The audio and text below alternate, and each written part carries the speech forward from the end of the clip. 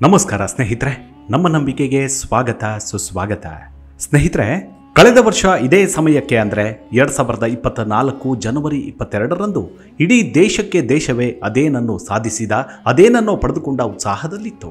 ಜಾತಿ ಧರ್ಮ ಮತಭೇದಗಳನ್ನು ಮರೆತು ಸರ್ವರು ಅಂದರೆ ಈ ಮಣ್ಣಿನ ಮಕ್ಕಳೆನಿಸಿಕೊಂಡವರೆಲ್ಲರೂ ಒಟ್ಟುಗೂಡಿದ ಸುಸಂದರ್ಭ. ದೇಶವೇ ಕೇಸರಿಮಯವಾಗಿ ಕೌಸಲ್ಯ ಸುಪ್ರಜನ ಆರಾಧಿಸುವ ಮಹೋನ್ನತ ಕ್ಷಣವದು.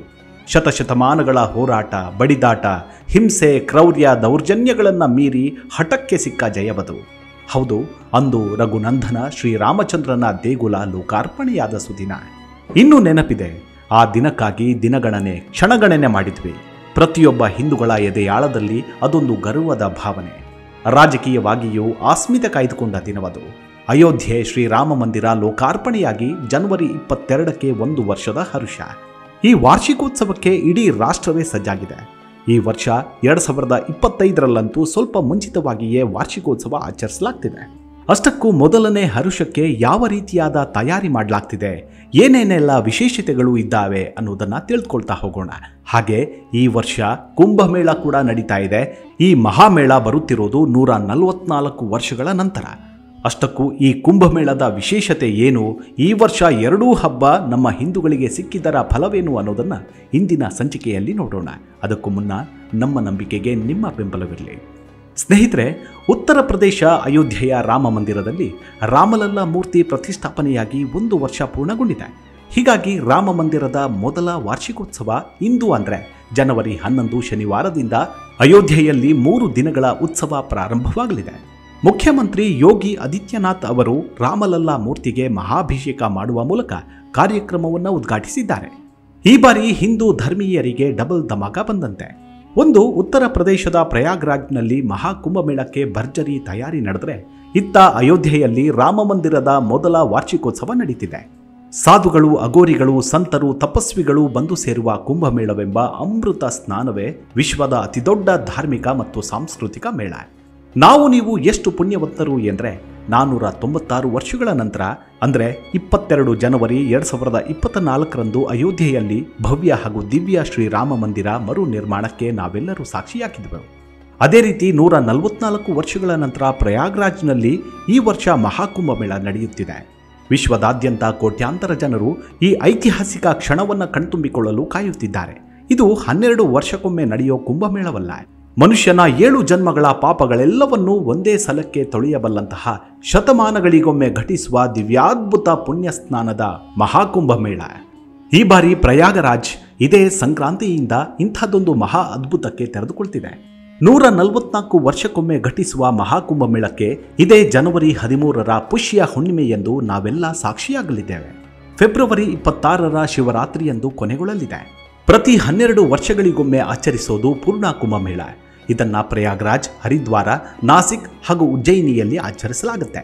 ಈ ಪೂರ್ಣ ಕುಂಭಮೇಳವು 12 ಬಾರಿ ನಡೆದು ಒಂದು ವೃತ್ತ ಪೂರ್ಣವಾದಾಗ ಅಂದರೆ 12 × 12 144 ಅಂದರೆ 144 ವರ್ಷಗಳಿಗೊಮ್ಮೆ ನಡೆಯೋದು ಮಹಾಕುಂಭಮೇಳ. ಈ ಬಾರಿ ನಡೀತಿರೋದು ಕೂಡ ಇದೆ. ಇನ್ನು ಪ್ರತಿ 6 ವರ್ಷಗಳಿಗೊಮ್ಮೆ ಅರ್ಧ ಕುಂಭದ ಹೆಸರಿನಲ್ಲಿ ಕುಂಭಮೇಳದ ಆಯೋಜನೆಯಾಗ್ತದೆ. ಆದರೆ ಇದು ಪ್ರಯಾಗರಾಜ್ ಹಾಗೂ ಹರಿದ್ವಾರದಲ್ಲಿ ಮಾತ್ರ ಆಚರಿಸಲಾಗುತ್ತೆ. 4 ವರ್ಷಕ್ಕೊಮ್ಮೆ ಕುಂಭಮೇಳ ಆಗೋದಿಲ್ಲ.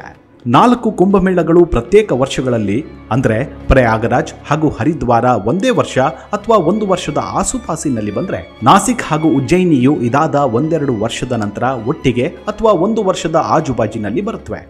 ಅದರದ್ದೇ ಆದ ಗಳಿಗೆಯಲ್ಲಿಯೇ ನಡೆಯೋ ಹಾಗೂ ಅವುಗಳ ನಡುವಲ್ಲಿ 2 ಅರ್ಧ ಕುಂಭಮೇಳಗಳು ಕೂಡ ಬಂದು ಹೋಗೋ ಕಾರಣ ಹೆಚ್ಚು ಕಡಿಮೆ 3 ವರ್ಷಗಳಿಗೊಮ್ಮೆ ಈ 4 ಕ್ಷೇತ್ರಗಳಲ್ಲಿ ಯಾವುದಾದ್ರೂ ಒಂದೆಡೆ ಕುಂಭಮೇಳ ನಡೆಯೋ ಆಹ್ಲಾದ ನೀಡುತ್ತೆ.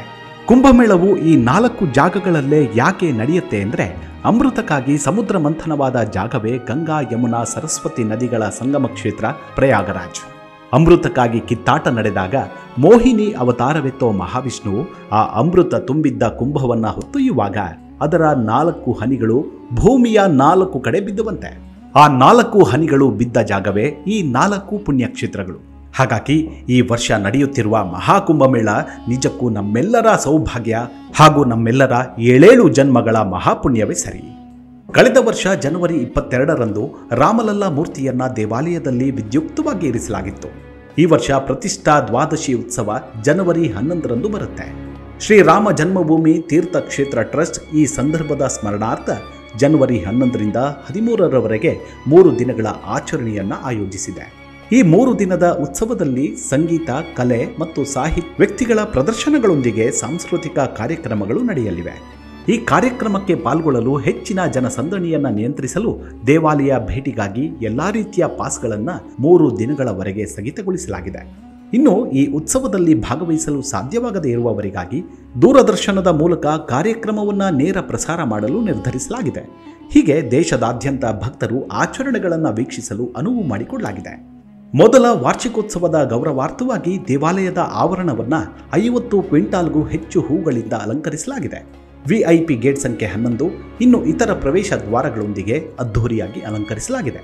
ಜೊತೆಗೆ ಕಾರ್ಯಕ್ರಮ ಮತ್ತು ಮಹಾಕುಂಭಕ್ಕೆ ಸಿದ್ಧತೆಗಾಗಿ ಮರಗಳ ಮೇಲೆ ದೀಪಗಳನ್ನು ಕೂಡ ಅಳವಡಿಸಲಾಗಿದೆ. 2024ರ ಪುಷ್ಯ ಮಾಸದ ಶುಕ್ಲ ಪಕ್ಷದ ಕೂರ್ಮ ದ್ವಾದಶಿ ದಿನದಂದು ಅಂದರೆ 2024ರ ಜನವರಿ 22ರಂದು ಅಯೋಧ್ಯೆ ರಾಮ ಮಂದಿರದಲ್ಲಿ ಬಾಲರಾಮನ ವಿಗ್ರಹದ ಪ್ರಾಣ ಪ್ರತಿಷ್ಠಾಪನೆಯನ್ನು ಪೂರ್ಣಗೊಳಿಸಲಾಗಿತ್ತು. ಅಯೋಧ್ಯೆ ರಾಮನ ಪ್ರಾಣ ಪ್ರತಿಷ್ಠಾಪನೆಯ ಅವಧಿಯಲ್ಲಿ ಲಕ್ಷಾಂತರ ರಾಮನ ಭಕ್ತರು ರಾಮನ ದರ್ಶನವನ್ನು ಪಡೆದುಕೊಳ್ಳಲು ಮುಗಿಬಿದ್ದಿದ್ರು. ಎಷ್ಟೇ ವರ್ಷಗಳು ಕಳೆದರೂ ಹಿಂದೂಗಳಿಗೆ ರಾಮನ ಪ್ರಾಣ ಪ್ರತಿಷ್ಠಾಪನೆಯಾದ ಕ್ಷಣವನ್ನು ಮರೆಯಲು ಸಾಧ್ಯವಿಲ್ಲ. ಈ ವರ್ಷ ಅಂದರೆ 2025ರಲ್ಲಿ ಅಯೋಧ್ಯೆ ರಾಮ ಪ್ರತಿಷ್ಠಾಪನೆಯ ವಾರ್ಷಿಕ ಮಹೋತ್ಸವವನ್ನು ಜನವರಿ 11ರಂದು ಶನಿವಾರ ಆಚರಿಸಲಾಗ್ತಿದೆ. ಯಾಕಂದರೆ ವೈದಿಕ ಸನಾತನ ಸಂಸ್ಕೃತಿಯ ಕ್ಯಾಲೆಂಡರ್ ಪ್ರಕಾರ 2025ರಲ್ಲಿ ಪುಷ್ಯ ಮಾಸದ ಕೂರ್ಮ ದ್ವಾದಶಿಯು ಜನವರಿ 11ರಂದು ಬರಲಿದೆ. ಕೂರ್ಮ ದ್ವಾದಶಿಯ ಆಧಾರದ ಮೇಲೆ ಅಯೋಧ್ಯೆ ರಾಮ ಮಂದಿರದ ಪ್ರತಿಷ್ಠಾಪನಾ ಮಹೋತ್ಸವವನ್ನು ಆಚರಿಸಲಾಗುತ್ತೆ. ಈ ವರ್ಷ ಅಂದರೆ 2025ರ ಅಯೋಧ್ಯೆ ರಾಮನ ಪ್ರಾಣ ಪ್ರತಿಷ್ಠಾಪನೆಯು ಸಂಪೂರ್ಣವಾಗಿ 1 ವರ್ಷವನ್ನು ಪೂರೈಸಲಿದೆ.